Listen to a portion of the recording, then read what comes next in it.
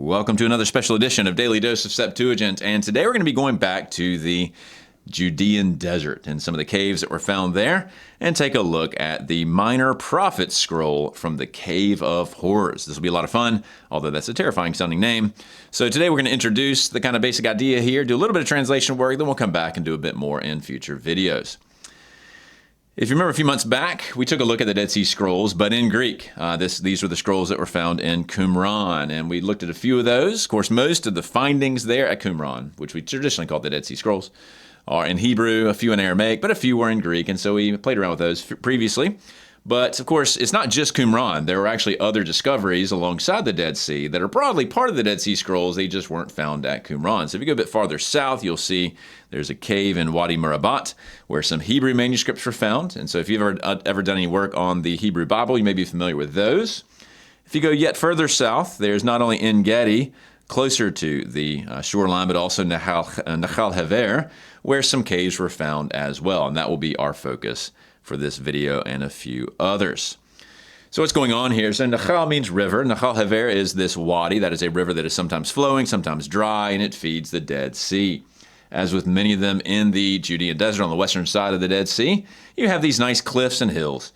And roughly in 1953 or so this is shortly after the discovery of Qumran, but in the same sort of neck of the woods, if you will, the same kind of effort, some Bedouins found these caves. And it appears that these caves were used by some Jewish refugees, basically, in the Bar Kokhba revolt. That is the sort of final big battle between the Romans and the remnant of the Jewish people. Of course, AD 70 was the first Jewish war, and then ultimately ending in AD 135. You have the Bar Kokhba revolt, which was put down by the Romans. But it appears that some of these refugees fled to a few of these caves on this river. And one of them is going to be our focus today. Ultimately, after they were discovered, and you had different things found here, Israel started exploring these caves. This is a picture of some of the excavations that took place in the early 1960s by a handful of archaeologists. And in the Cave of Letters, you found a handful of different artifacts from this period and much earlier, but our focus is going to be the Cave of Horrors. Now, the Cave of Horrors is named that because during the excavation, inside it was found the skeletons of about 40 men, women, and children that apparently hid out in those caves, running away from the Romans, of course, and ultimately died in that revolt. In fact, we know the names of some of them due to some sort of broken pottery, some ostraca that included their names. So they fled to these caves, and that's why it's called the Cave of Horrors, because you have all of these skeletons and so forth. Now, I couldn't find any pictures inside the cave, sadly. I looked, but this is one from BibleWalks.com. It's from really a monument that was put near the cave. It's been vandalized since then. You can see it's sort of been broken down a bit, but it's honoring the people who lived and ultimately died there. And so that's the name, Cave of Horrors. Kind of a sad situation, but they took with them at least one biblical manuscript. And so that's going to be our focus, the Minor Prophet Scroll that was found buried in that particular cave. And somewhat confusingly, it is named 8. That's the 8th cave from this particular river, Nahal Haver, and it's the 12 prophets, but it's in Greek. So 8, Chev, 12, Greek is its typical name.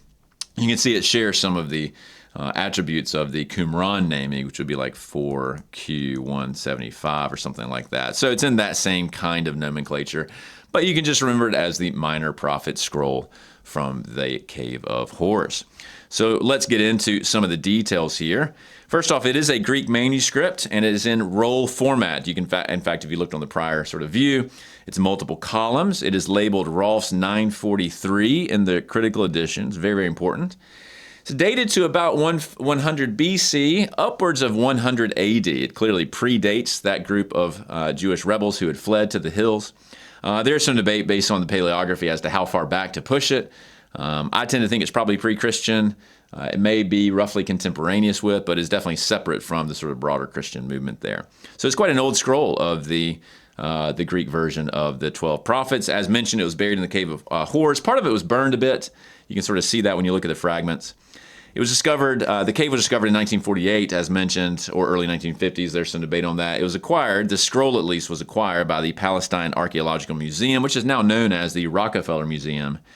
Post the start of that excavation period, it was acquired by them in the early 1950s as part of the Sayal collection.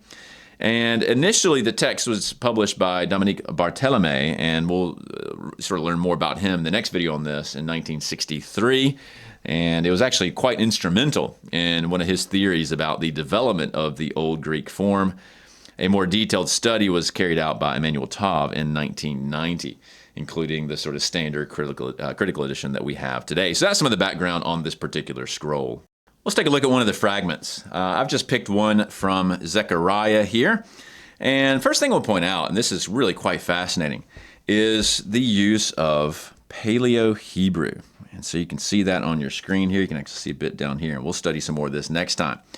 This represents the divine name, the Tetragrammaton. Now, if you've ever studied Hebrew, you're used to seeing it like this in the square or Aramaic script. That's what you'll find if you purchase, for instance, the Biblia Hebraicus Ducartensia. You'll see that sometimes in other places as well.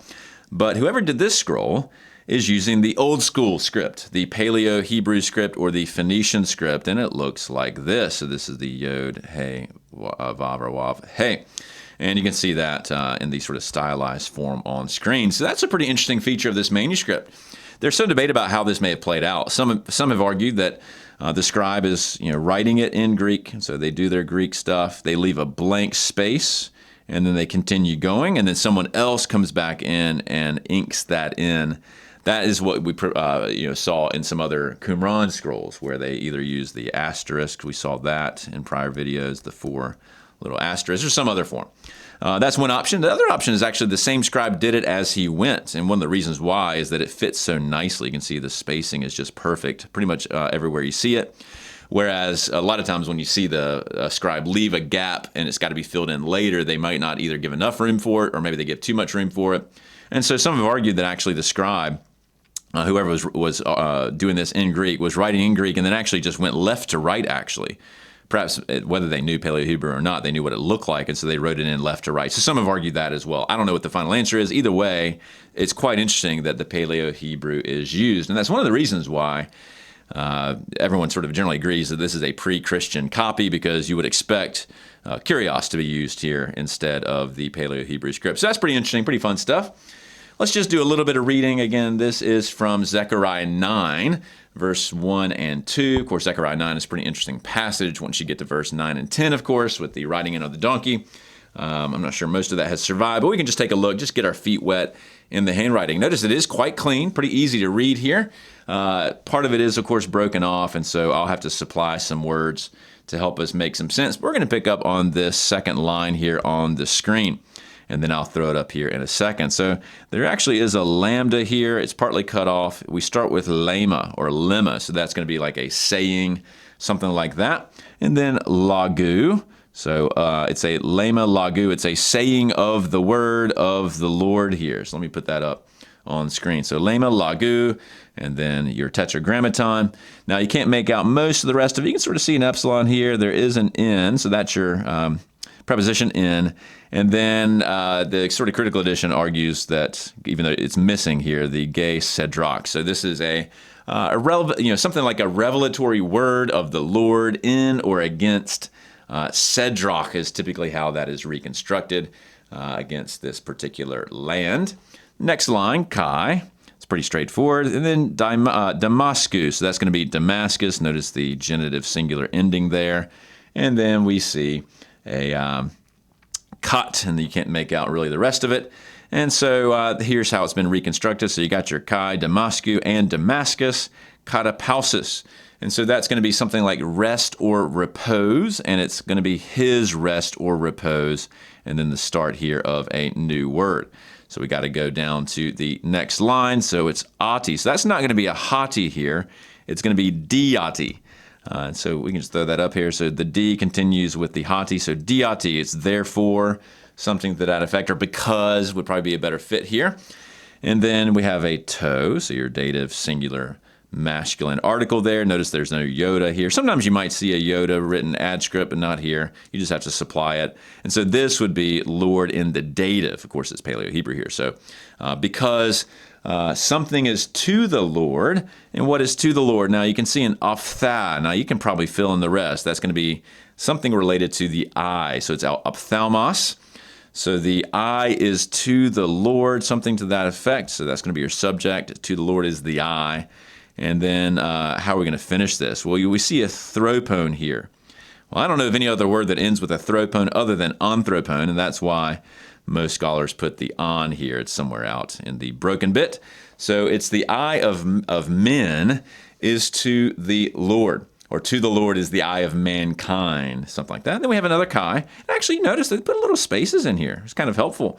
You do see a little bit more. I mean, it's still scriptio continua, but they do have some generous little spaces there. I kind of like that for 100 BC. That's pretty cool. So chi, and then we have passon here. You got your lunate sigma plus your omega, and all, or all the ones. Now there's a word that's missing here. Typically, based on the Hebrew, it's supplied here as phulon, so it's going to be all the tribes. That's how we would sort of reflect that. Next line, Israel, so all the tribes of Israel. So basically, the eye of all of mankind and all the tribes of Israel are to the Lord. All right, so that's the end of verse 1. Next verse, we pick up with Kai, and then, actually, sorry, I skipped a line, Kai, and then we have a Ge here, and then something. So let's see what that could be. Kai Ge, so and indeed Emoth. And so that's a transliteration of Hamath. Orize, that's supplied here, typically reconstructed from either the Old Greek or the Hebrew. That means to border upon something. And then the start of the next word, au. Now you see that it's finished with the altain here. So borders it. That is this land. And then we have Tyros, so that's Tyre. The ancient biblical city, Kai. So and then you could probably guess who's always buddied up with Tyre. It's always going to be Sidon, but here it's spelled with the ei as opposed to just an I. So it's Altain, Tyros, Kai, Sidon. And then we have Diati once again, supplied by your people who are trying to reconstruct this, Diati. And then Phronason, nice little verb there. And then Spholdra. And so that's going to be because they think very highly of themselves by implication, something to that effect. Phroneo means to think about yourself or to esteem yourself, to have thoughts. And so it's going to be a judgment against these opponents of Israel because of their haughty thinking and that kind of thing. So just trying to get our feet wet with the script here. Hopefully this has been fun. Really interesting to see the Paleo-Hebrew Tetragrammaton and so on. In the next episode, we're going to come back and talk about how one of the reasons why this particular manuscript has proven to be so influential in the Septuagint world, Echev 12 Greek, is that it shows, and if you actually look up the passage that we just did in, say, Rolf's Henher, you'll see it's quite different. There is a notable Hebraizing tendency of this particular scribe or this particular manuscript, where as opposed to sticking with what we see in the Old Greek, it has apparently been modified back closer to some ancient Hebrew text that is pretty close to the Proto-Masoretic. And that's why this has been quite interesting in the Septuagint world. So we're going to talk about that more next time. We'll take a look at some other passages and sort of get a feel for that. But thanks for tuning in. Hopefully this has been a fun little getting our feet wet into the Cave of Horrors. So we'll see you next time.